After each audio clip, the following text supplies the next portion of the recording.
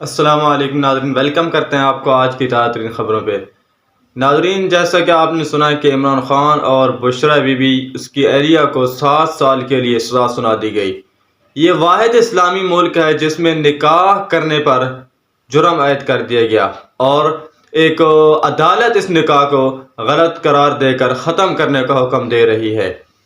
مطلب کہ اس ملک میں نکاح کرنا بھی جرم ہے اور شریعت اسلامی کو ماننا اور ایک آپ صلی اللہ علیہ وسلم کی سنت زندہ کرنا یہ جرم ہے۔ یہاں پر نکاح نہیں کرنا چاہیے، جس پر عمران خان کو بھی 7 سال کی سزا اور بشرا بی بی کو بھی 7 سال کی سزا سنائی گئی۔ ایک چھوٹی تفصیل آپ کے سامنے رکھتا ہوں کہ 2 دن پہلے اس پر جو کہ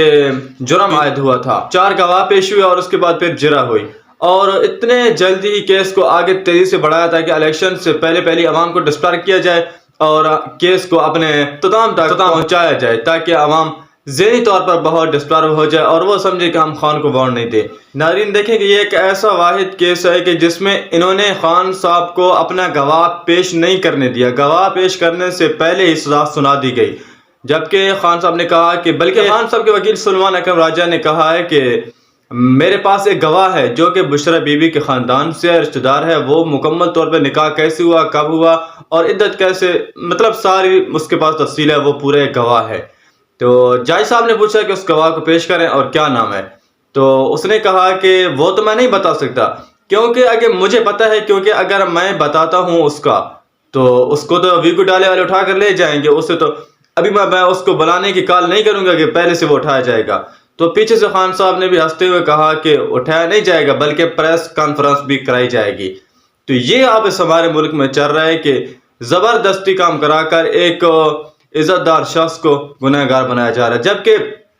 اب جو خاور مانکا ہے وہ کہتے ہیں کہ اس نے بھی کہا کہ عدت سے پہلے نکاح ہوا، جبکہ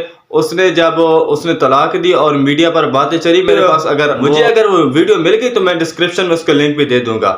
کہ وہ کیا کہہ رہا ہے، کہ اس نے کہا ہے کہ میری بیوی پاک صاف ہے، اس پر جو الزامات میڈیا پر چل رہے ہیں وہ جھوٹ ہیں، اس پر کوئی اس نے ایسا غلط کام نہیں کیا، برائے مہربانی